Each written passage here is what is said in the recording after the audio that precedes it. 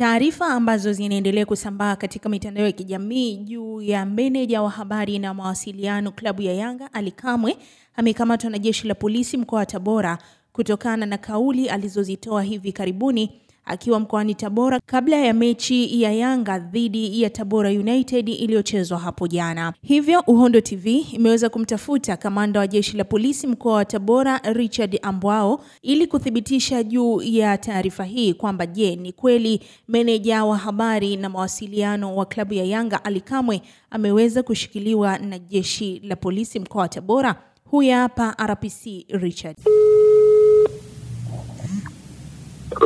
Kamanda, shikamoo. Baba. Salama. Naitwa Nuru, natokea Uhondo TV Dodoma. Ndio. Tulikuwa tunahitaji kujua kuhusu ukweli juu ya taarifa ambazo zinaendelea kusambaa katika mitandao ya kijamii kuhusu Ally Kamwe kushikiliwa na jeshi la polisi. Kuna ukweli ndani ya hili?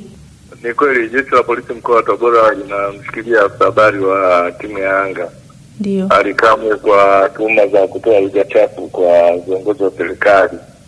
Na alikamatwa jana usiku na kufanywa mahojiano.